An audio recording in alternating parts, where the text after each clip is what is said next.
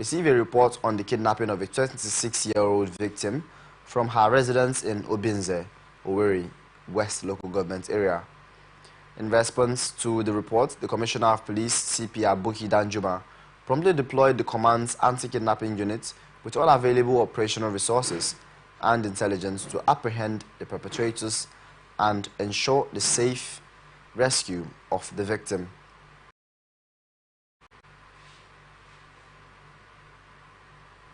Security forces in Anambra State have arrested 2 persons believed to be members of the IPOB who have been terrorizing the Agwata area, according to a press statement by Public Relations Police Officer SP Tochukwu Ikenga. One of the men who was arrested with a bullet wound. He said in a follow-up to an investigation of the kidnapping incident in Agwata, reported to the police sometime last year, joint security operatives working on credible information at midday today, August 22, 2024, comprising of military, civil defense, and cooperation forces, arrested 2 notorious sectionist group members. They are involved in kidnapping, car snatching, and armed robbery, operating at Uga, Ekolobia, Umochu, Bologu, Ezifinity, and Ogwata environments. Ikenga said the Anambra State Commissioner of Police, Nage Obono Itam, has assured the command will continue working tirelessly on all reported cases, especially incidents of kidnapping and armed robbery. Chief Magistrate Court sitting in the Ikeja area of Lagos has acquitted and discharged 6 men who were standing trial for breaching public peace during the 2024 NSAS protest.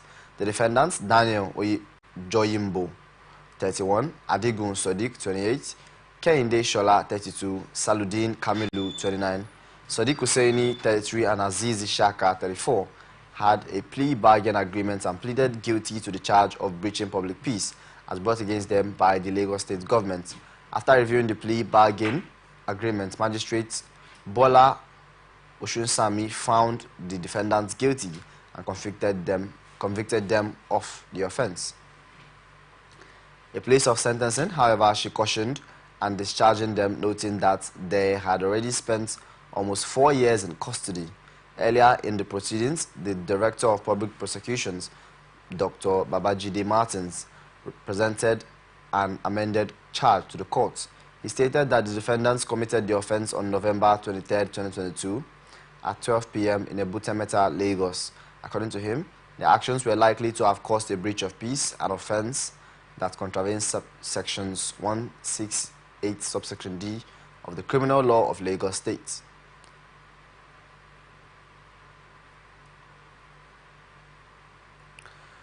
Fully loaded high-capacity bus rapid transit vehicles overturned inside the dedicated BRT lane at Iyanakbaja, Lagos, resulting in injuries to 10 passengers. According to an update from the Lagos State Traffic Management Authority, the accident occurred shortly after the bus had departed from the BRT park at Iyanakbaja. While giving an update on X, the agency said the bus ran into an abandoned pedestrian bridge foot immediately after the Iyanakbaja bridge, causing it to tip over on its side. The authorities have confirmed that all 10 victims have received necessary medical attention. LASMA officials were quickly on the scene to manage the situation and ensure that the victims were promptly taken care of.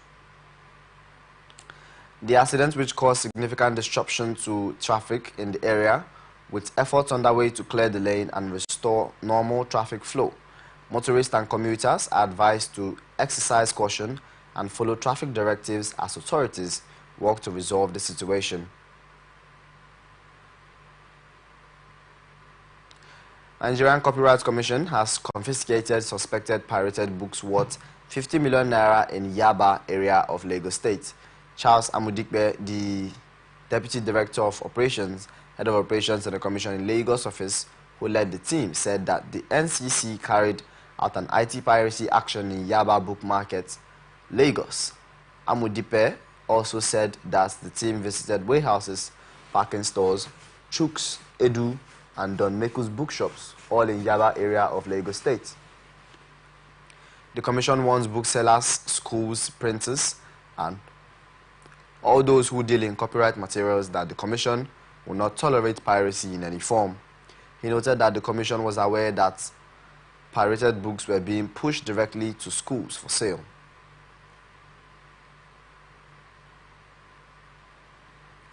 Still in Lagos State, the state government has expressed determination to achieve the United Nations plan for the decade of action for road safety 2001 to 2030, aimed at cutting road traffic deaths and injuries by 50% in 2030. This is coming just as his reiterated commitment to improve safety and ensure it prioritized by the professional drivers' operation within the metropolis through effective driver education. Speaking at the year 2024 driving school, instructors and operators train the trainer workshop, the Commissioner for Transportation, Oluwaseun Osiemi, said the state government is dedicated to training and motivating drivers in both public and private sectors to uphold safety in their operations, adding that this would only be achieved through driver education. Osiemi also uncensored the vital role of driver education in achieving the United Nations Global Plan for the Decade of Action for 21 to 2030, aimed at cutting road traffic by 50%.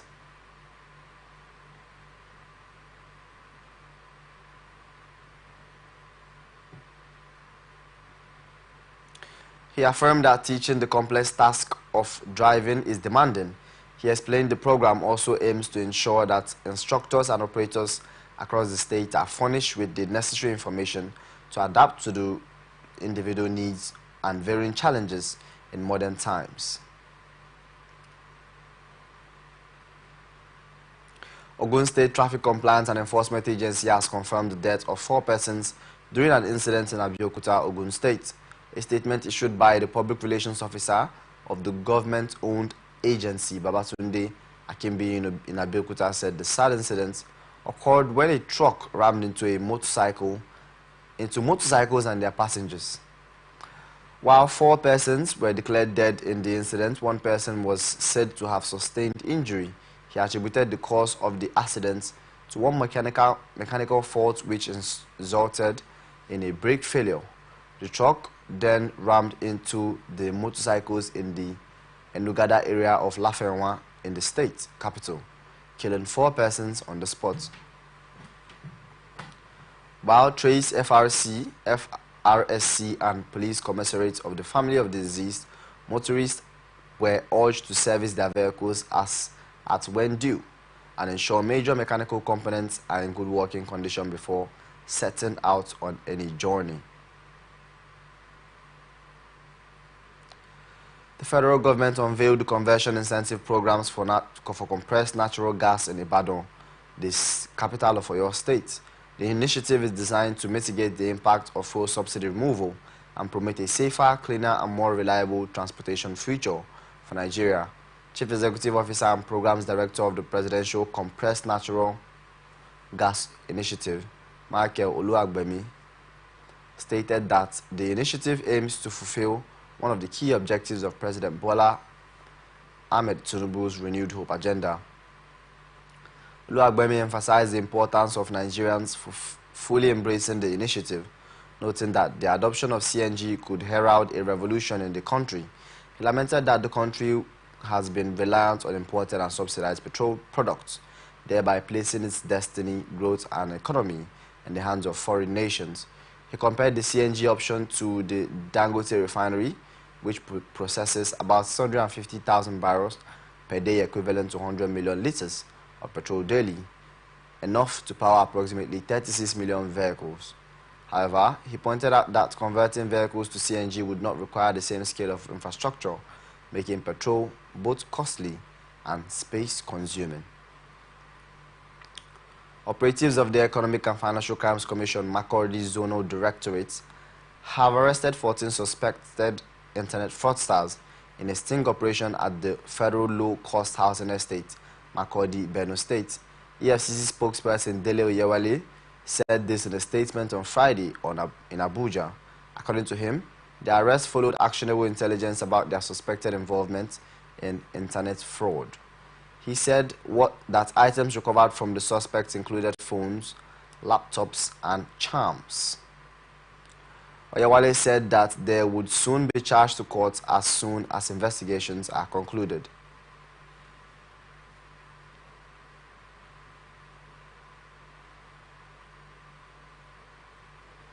Supreme Court on Friday dismissed the appeal by the Action Alliance and its candidates in the November 11, 2023 governorship election in Kogi State. Olayinka Baimo seeking to void the victory of Ahmed Usman Ododo of the All Progressives Congress in the election. A 5-member panel of the court was unanimously in holding that the appeal was incompetent, the notice of appeal having been filed outside the 14 days allowed by law for the filing of such notice.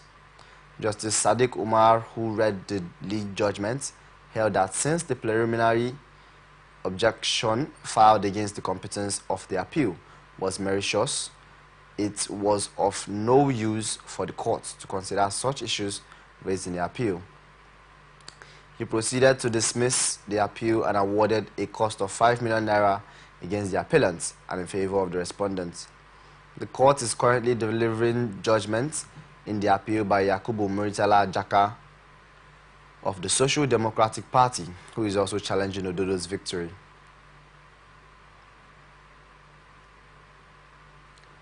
Economic and Financial Crimes Commission says it has arrested a Federal Capital Territory Abuja-based billionaire, Hyginus Nwocha, for alleged internet fraud and money laundering.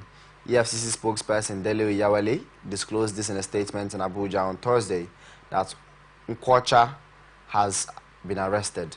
He said Nwocha was arrested in Evergreen Estate, Lugbe, Abuja, over his suspected involvement in internet fraud. Oyewale revealed that the commission recovered $2,200 cars and other items from the suspect.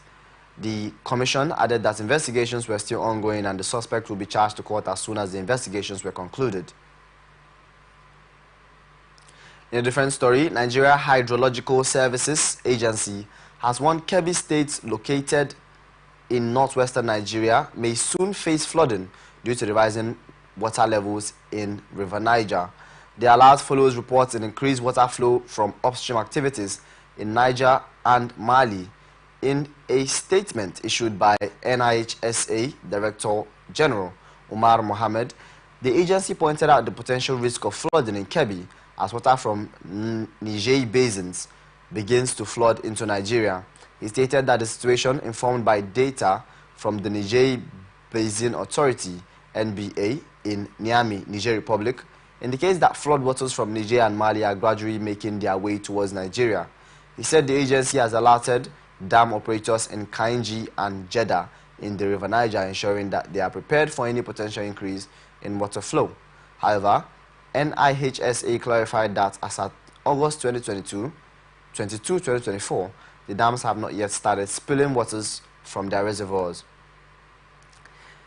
The agency also urged states and communities along the River Niger system to remain vigilant, particularly from the end of August through September, when the risk of flooding is expected to be high. Analysts have commended the Adamawa state government for the approval and payment of the new minimum wage in the state. Speaking on Atlantic Television Network program Blowout, a political affairs analyst, Loveday Oporom, stated that the essence of government is for the well-being of its citizens and the nations at large. State government to queue in, to follow suit in order to make the people happy. You see, just the jubilation alone is something that should make every sincere leader, every leader that has the interest of the people at heart, to smile and to sleep very well. Once the people you're leading, the people you're creating and then enacting all the relevant policies on their behalf are not happy with you, what are you leading? What are you doing? You know, so it's something that we should commend, we should applaud, and then request that other state governments should immediately queue in. What caught my attention was the specificity of the pronouncement in terms of date. August, September. August, that's the state civil servant will be receiving theirs beginning from this month, right? August, while local government from maybe September. We'll have to wait till September. So it's actually on it. There is a time frame and then the people needs to be happy. Oporum further acknowledged Governor Fintiri's precision in its implementation of the new minimum wage effective from August 2024. What caught my attention was the specificity of the pronouncement in terms of date. August, September. August, that's the state civil servant will be receiving theirs beginning from this month, right? August, while local government from maybe we'll have to wait till September. So it's actually on it. This is coming as Adamawa state government has approved 70,000 naira minimum wage for the state civil servants. In a significant move to support and enhance the welfare of civil servants, Governor Amadu Umaru, effective from August. A 40-year-old woman, which has decided to withhold her name, set herself on fire after her husband divorced her in Guri local government area of Jigawa State. DSP Lawan Shishu, the public relations officer in the state, confirmed the incident in a statement in Duse on Friday. Shishu said the woman, who resides in Garin Malam village, allegedly used petrol to set herself on fire. He explained that a preliminary investigation revealed that the deceased experienced depression a few months following her divorce from her husband. The PPRO added that the Commissioner of Police in the state, Amadu Abdullahi, advised people to always submit their affairs to Almighty Allah for a way out. Abdullahi also advised people to always seek advice and counseling from their elders on complex issues in order to avoid such unfortunate incidents. 4 farmers have been killed by suspected Boko Haram and ISWAP terrorists at a border community in Keraza in Goza, local government area of Borno State. The incident happened while they were working on their farms. This is coming almost 2 months after multiple explosions killed over 30 persons in Goza town. Councillor of Jimini Ward, Bukar Aji, and chairman of Kerawa Community Association, Yakubu Ali, confirmed the incident by telephone. Kerawa town is a border town with Cameroon at the Mandara Mountains, where the terrorists are known to be hiding. The divisional police officer of Goza Division, while speaking with Channels Television on phone, said he is unaware of the development. He, however, promised to verify the report. The DPO said the attack could be from Kerawa, Cameroon, not from Nigerian Kerawa. He added that there was a similar killing some weeks back in Kerawa, Cameroon, but the populace confused it for the Nigerian Kerawa. Goza was once declared the caliphate of the terrorists when it was captured in 2014 before it was recaptured by troops of the Nigerian military. Troops of 6th Brigade Sector 3 Operation Whale Stroke, in collaboration with other security agencies, arrested several criminals and terrorists in various local governments. Captain Olubondunde Oni, according to the statements in the same vein, on August 20, 2024, troops arrested suspected gun runners identified as James Nuhu and Dan Asabe Ango in Bukara local government area of Taraba State, adding that the suspect confessed to be involved in series of crimes within Wakari and environs. According to the state, preliminary investigation disclosed that the suspects have been involved in kidnapping, cattle rustling, and attack on innocent individuals within Wukari metropolis.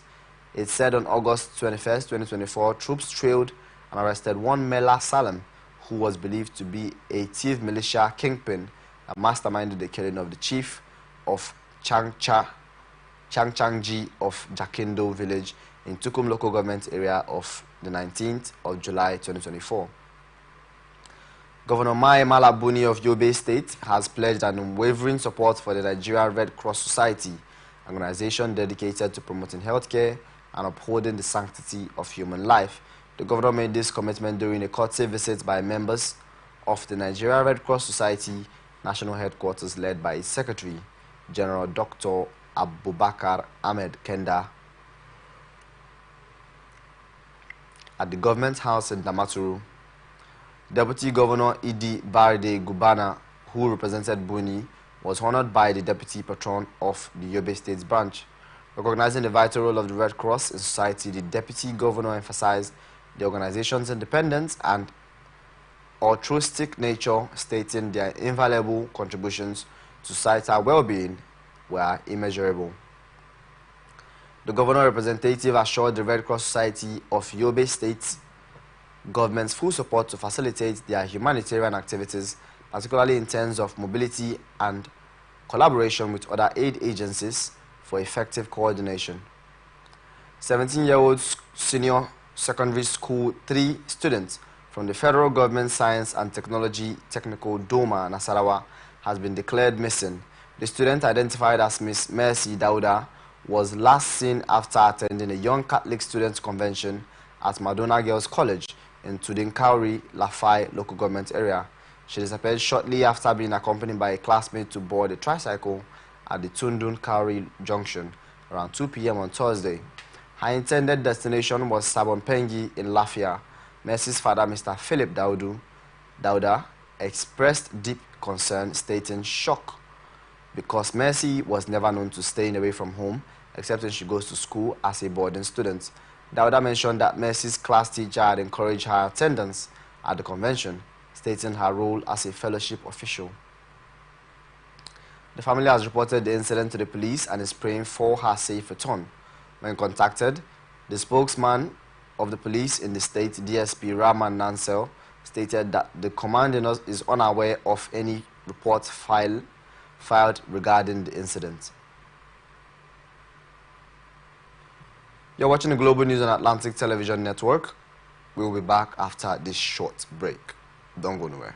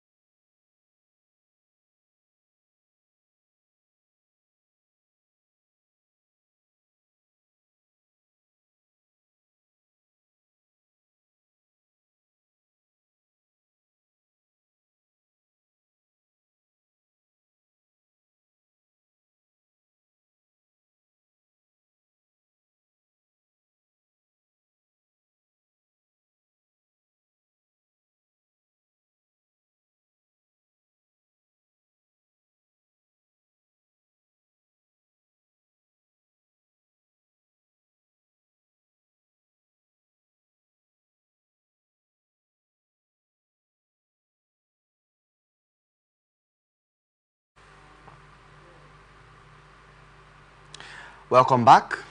This is the Global News on Atlantic Television Network. Now to the rest of our stories. President Bola Tinubu has returned to Nigeria after a 3-day work stay in France. ATN learned that the Airbus conveying the president touched down at the Nnamdi Azikiwe International Airport, Abuja, at about 2:25 a.m. on Friday. The president had cut short his trip to swear in the new Chief Justice. in Nigeria, Justice Kudirat Kekereekun, at the council chambers of the State House. Tinubu had departed Abuja for France on Monday for what the presidency described as a brief work stay. Although it did not state the reason and duration of his visit, according to a statement signed by the Special Advisor on Media and Publicity, Ajuri Ngelale.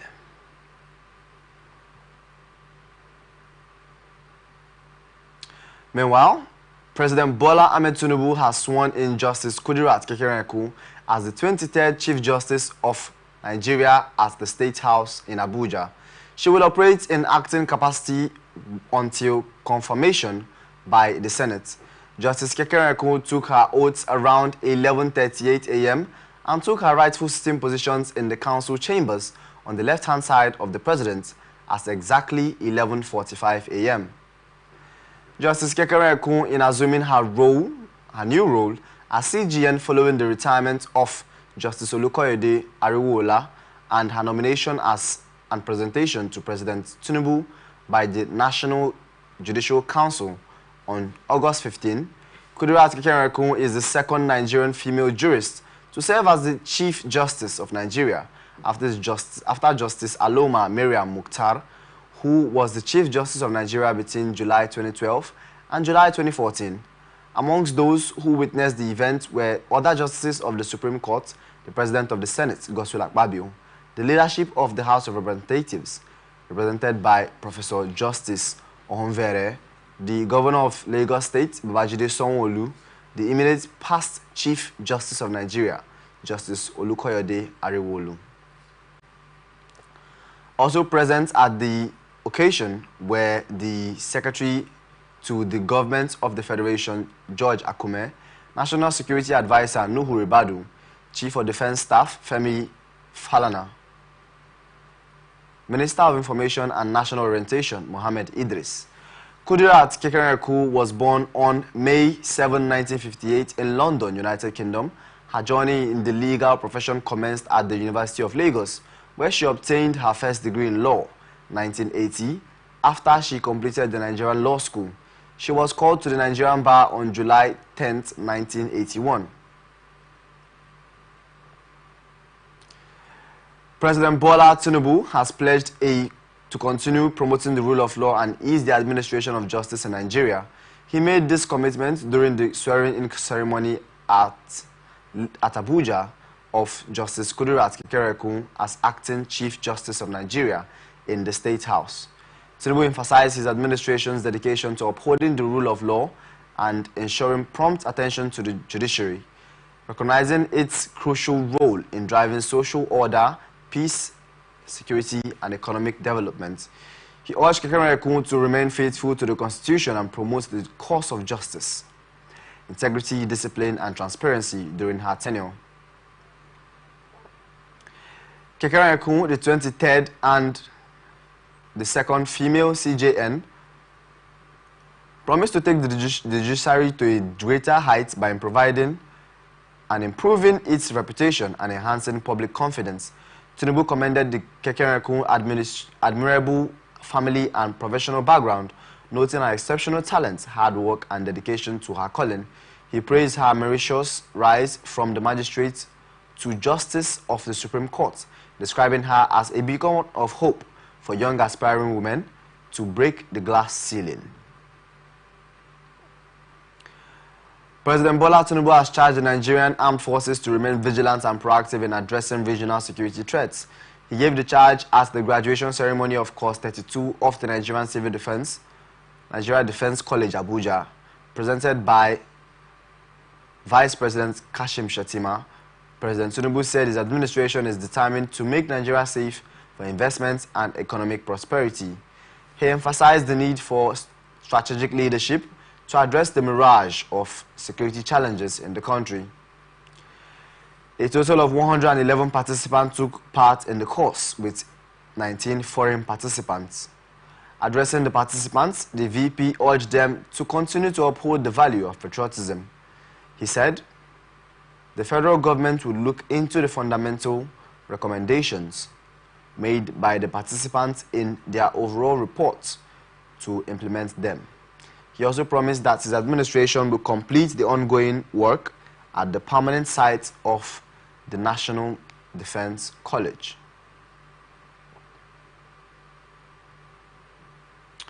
Okechukwu Edenko, a socio-political analyst, has condemned the increasing rate of corrupt and sharp practices in Nigeria's oil and gas industry.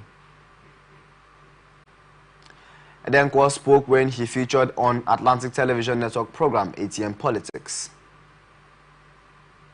Walk out of town, like the Yanya area, you know, that go to Nasarawa, Kefi and all of that. Maraba. Yes, Maraba. During the evenings, there are usually heavy traffics along that area, but you know, he has managed the traffic well. I've seen changes. That's the congestion. Edenko further maintained that the corruption in the nation's oil industry is capable of mortgaging the future of the nation globally.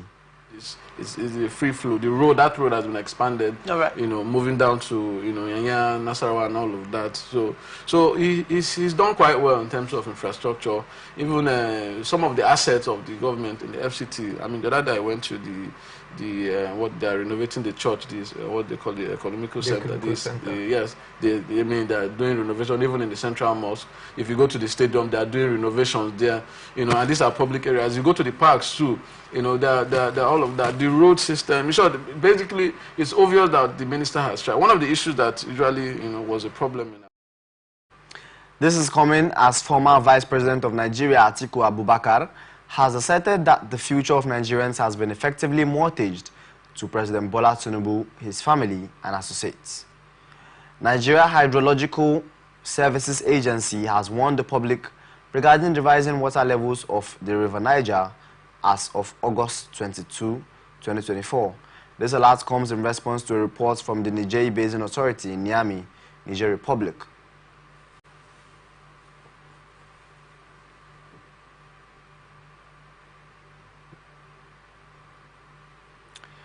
Eight members of the National Youth Service Corps NYSC who were kidnapped by unknown assailants on their way from Uyo in Akwa State to Sokoto have been released.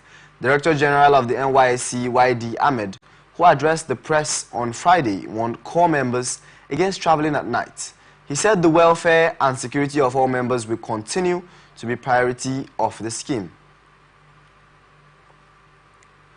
Consequently, through the combined efforts of the security agencies, especially the Nigerian Army and the NYSC, the mission started yielding results with the rescue of the first set of prospective 4 members. Nigerian Education Loan Fund on Friday acknowledged receipt of 50 billion naira from the Economic and Financial Crimes Commission in a statement by NEL Fund's head of corporate communications.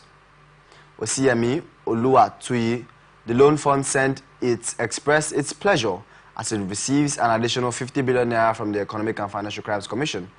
Oluwatuyi noted that the release followed the directive of President Bola Tinubu in his speech on August 4, 2024, directing the EFCC to transfer the funds to NEL Fund to further boost the student loan program. The NEL Fund thanked Tinubu for what it described as unwavering dedication to the education sector and his continued efforts to support the vulnerable segments of the population. It also thanked the management of the EFCC headed by the chairman, Olanipekun Olukoyede. The implementation of the student loan scheme is Tinubu's flagship project in the education sector.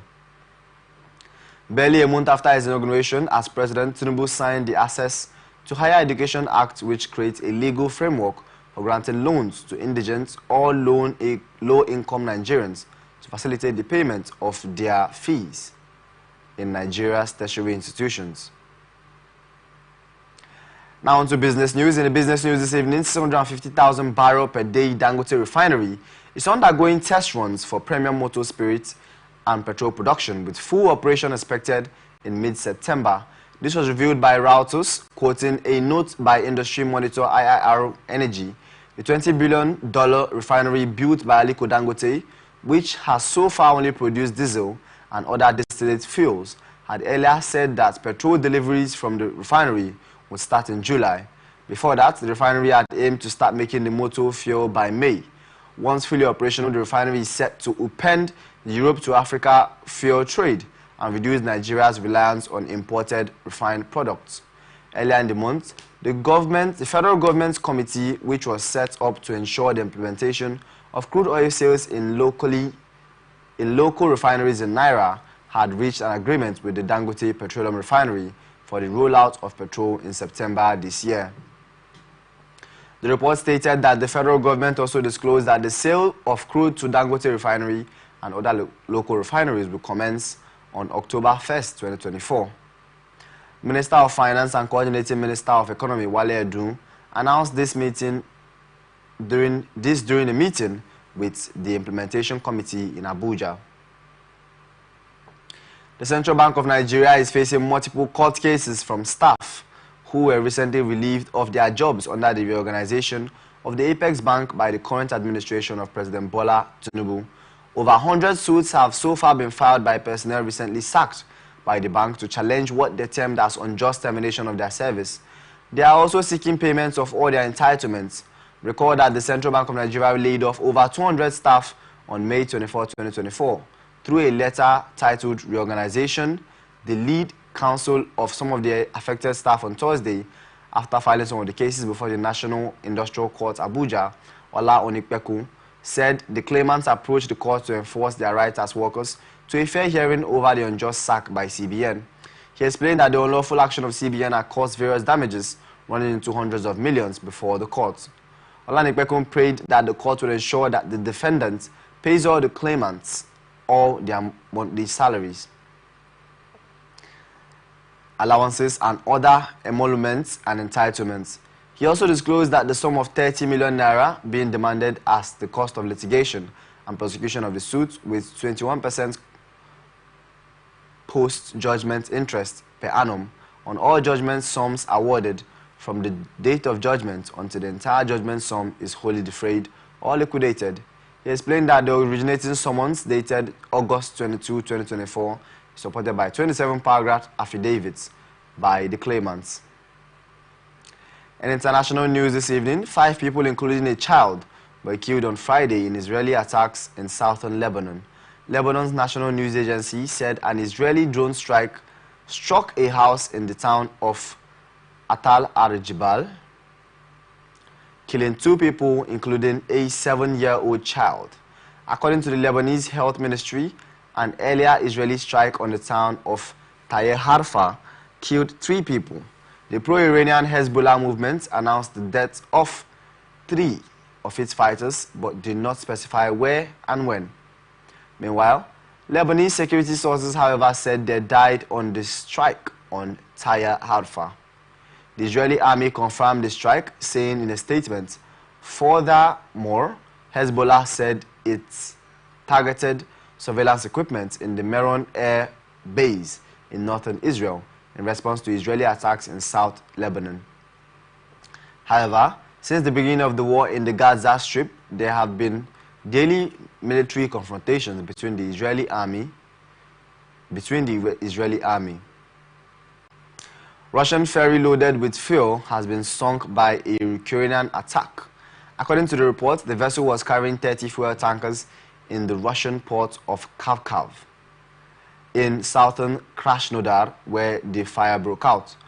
Also damaged were jetty and port structures in the area, while any potential casualties were being assessed. The report said more than 100 people were required to tackle the blaze. Photos on social media showed plumes of black smoke rising from the ship. It also emerged on Friday that Russia had lost 605,000 troops since the start of its invasion of Ukraine in February 2022. The toll includes 1,119,000 casualties in the past day alone.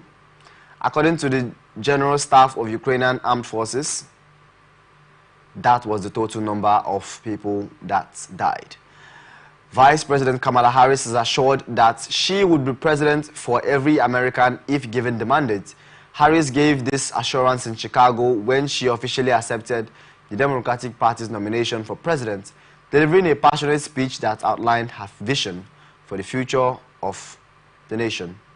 Speaking on the final night of the Democratic National Convention, Harris shared her personal journey, reflecting on her roots and experiences before directly challenging Trump and addressing key issues like the ongoing conflict in Gaza, immigration policies, and reproductive rights.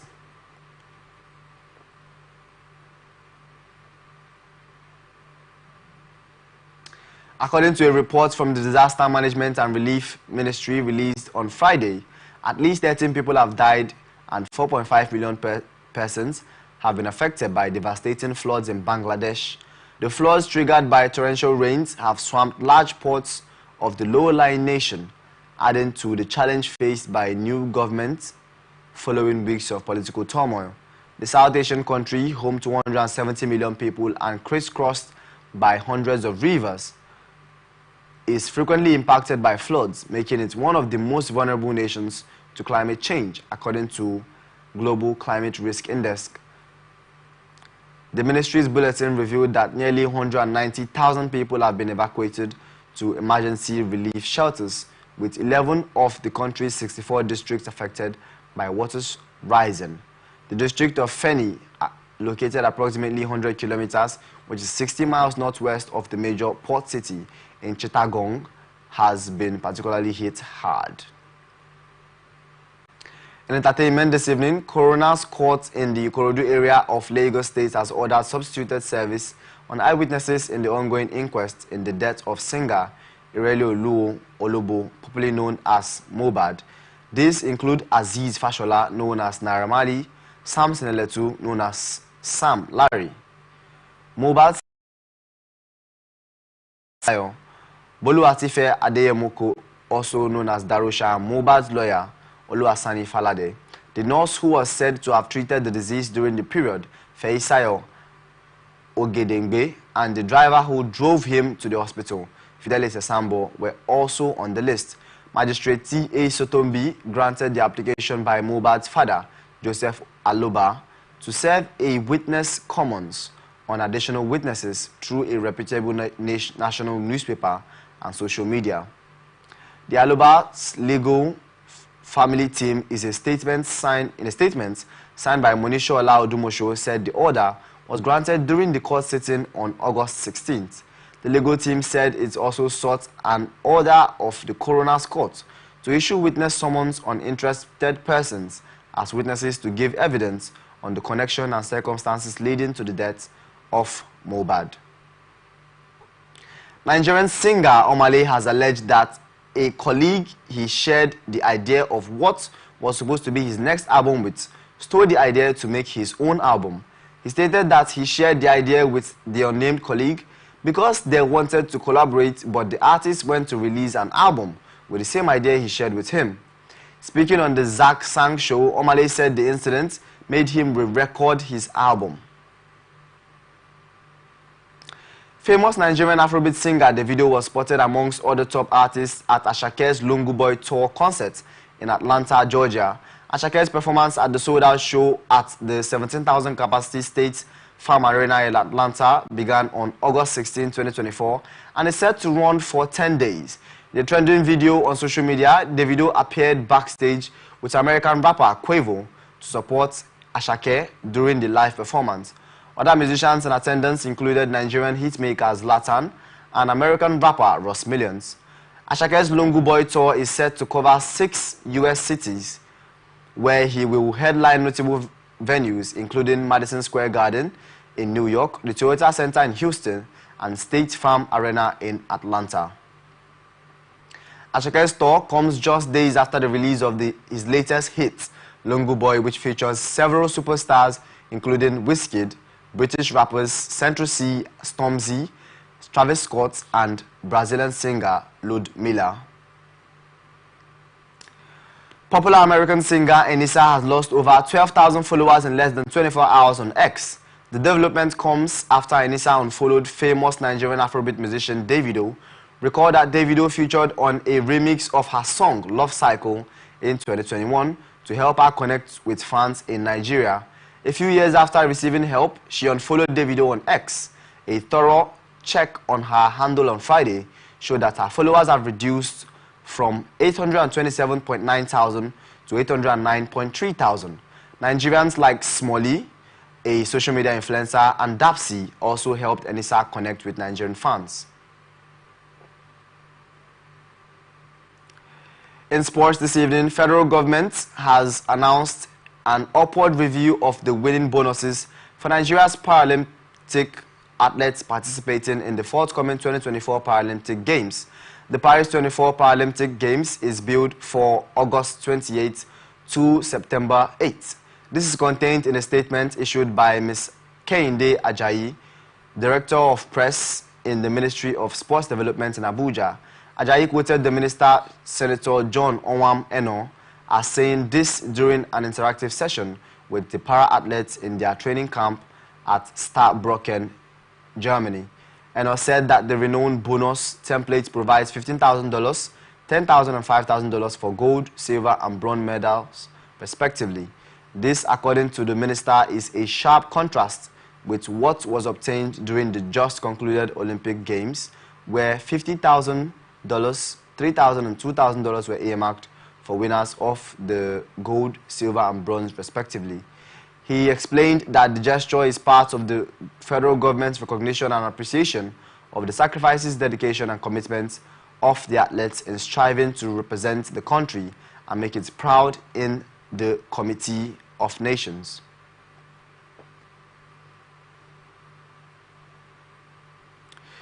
In sports, Ikaye Gundogan said he has returned to the best club in the world after resigning for Manchester City from Barcelona on Friday. The former German international won 5 Premier League titles with the Champions League amongst 12 other major trophies during his first spell at Manchester City between 2016 and 2023. Gundogan departed the English champions just over a year ago to join Barcelona. However, the 33-year-old and the Catalan Giants reportedly agreed to rescind their contracts after just one season to give way for a return to the Etihad. In his sole season in Spain, Gundogan scored 5 goals and provided 14 assists, but Barca failed to win a major trophy, or any trophy at all. Gundogan returns to is a timely boost for Manchester City after the departure of Julian Alvarez to Atletico Madrid for a reported fee of close to 95 million euros, which is 81 million pounds and $104 million. He was Pep Guardiola's first signing when he joined the club in 2016. And that's the global news for tonight. Before we go, another